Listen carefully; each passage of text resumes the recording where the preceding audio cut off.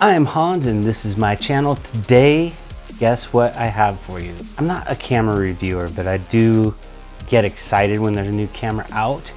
And I ordered this and I actually forgot that I ordered it. It was so long ago because you just can't find them. But this is the R5 from Canon. Let's go!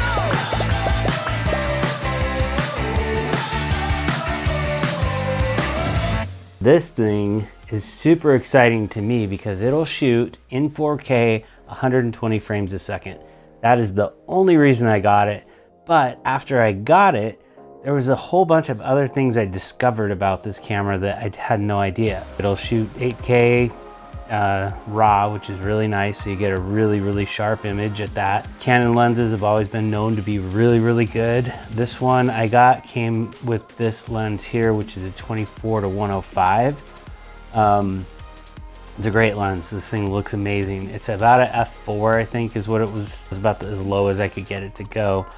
But it's still, because it's got a full sensor and this is such a big piece of glass, I'm not really sure why, but it got really good depth of field, so I was really happy with that. Some of the features on this camera that are really cool, obviously it's got the flip out screen and the flip out screen flips. So you have options to either tuck it away like this, or you can tuck it away like that so that you can have your screen showing as you're shooting, or if you want it out to the side, so if you're shooting yourself. This camera's a little bit too big for vlogging, but people do some weird things. I might want an 8K shot of my face, just right up in it, you know, at 24, just, yeah, that would be cool.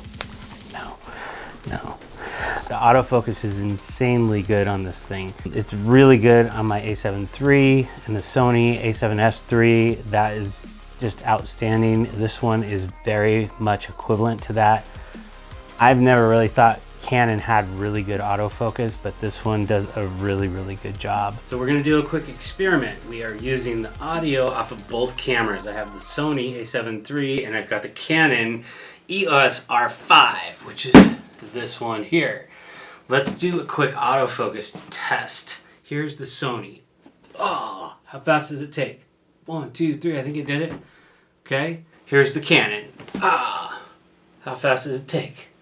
2, 3, am I holding it too close? I don't know, I can't see. When I hold this in front of my face, there it is again. Did it even focus in time? There it is again. Sony. Recording the R5 box. It looks like that took about 3 seconds. 2 seconds maybe. 1, 2, 3. And 1, 2, 2 seconds. 1, 2. They're pretty close to being the same. I really love this R5. It's actually a really well built camera. I think that the lens that it came with is what they is the lens that they sell with it, which is, it's a good lens. It actually looks really nice. Not that the lens looks really nice, it's that the actual, what comes out of the lens looks nice. You know what I'm talking about. I have this one set on the flat profile and I've got the picture profile turned off on this completely. So this has more of a realistic color coming out of the camera. This one I'm gonna have to do a lot more color grading on because right now I kind of look like the Incredible Hulk. I look very green, very flat and green. So, oh, Hulk angry. I do like this camera. I think it's really cool. Some of the problems are with this thing is that it overheats, and that's a big deal. When you're shooting 8K with any other camera, if you have a Red and you're shooting 8K, those fans are cranking, just trying to cool everything down between your shots. So for this thing to just be inside of a regular Canon body and not have those fans and that bigger bulk, and I don't know what everybody's complaining about. Just stop, settle down, let the camera do what it's going to do. It's incredible what they put into this camera, the body, and what it can do. That's my opinion. I think it's pretty incredible. Canon, good job, because you are going to create some serious waves in the industry, and there's a lot of people that are going to want to change from this camera to this camera just because you can shoot 4K or 8K. 4K 120 is incredible and it looks really good. All my shots were handheld. I didn't use a gimbal. I was just kind of pointing and shooting. And so some of my stuff is a little bit rough, but you'll get an idea of just what it looks like. And I did do some color grading on this.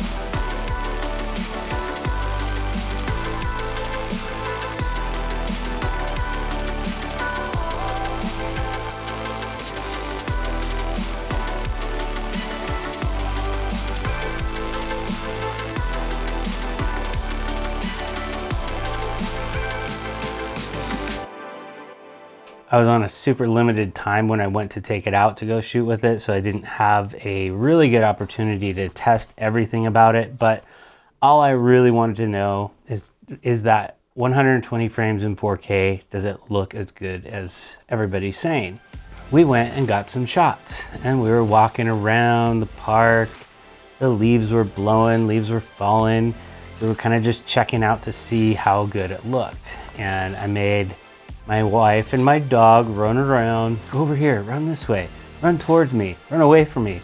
So we're testing to see how the focus worked and everything else. And you really do have an option to use the screen when you're shooting with this and tap on what you want to be in focus, and it'll put a little tracker on it. And no matter where it ends up in the frame, that's what's going to try to keep in focus. So as she was running towards the camera, it was trying to keep her in focus, and it did a pretty good job for the most part.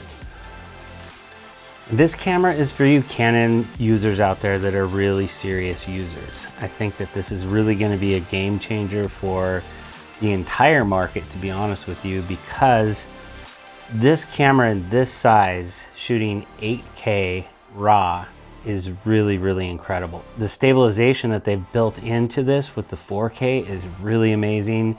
So everybody else is just going to have to step up their game.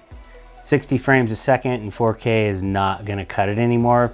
Everybody else has got to follow. These guys are actually blazing the trail, which I'm really stoked about. So probably by the time I get this video done and posted, there'll be about 5 other cameras out that will do the same thing. But for now, this is the one. I'm going to say this because I've heard this. I know it didn't do it to me, but the overheating problem is going to make those high-end production guys want to steer away from this. And I will tell you that if you're in the middle of a shoot and you got to turn off your camera and let it cool down, people aren't going to like you. Don't do that. The other thing that's really amazing about this is that it shoots 45 megapixel photos. 45 megapixels. So this has 2 ports. You've got an SD card port here, and then you've got the CF Express port. So they have their own SD card that is super fast that'll handle shooting the 8K. I tried shooting slow motion 4K in 120 frames a second with an SD card in there, and it just said, no, take that out, that doesn't work.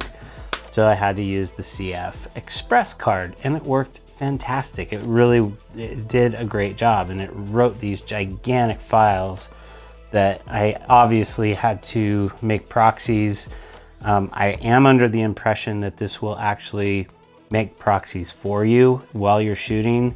I didn't try that, but I did hear that they will do that. I will say the other thing that's really nice about this is the menu system. There's an info button here, and then on the other side, there's a menu button over here. So menu, info. Pushing those buttons, if you push in the menu, you obviously get all of your settings. You can go in and the menu is super easy to navigate.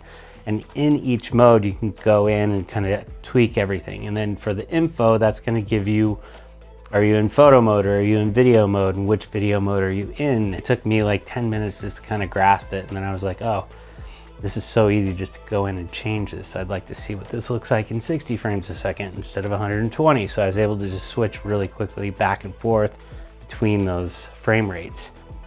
So if you're traveling with one of these versus your Red, you know, you have, a Red has to be built out.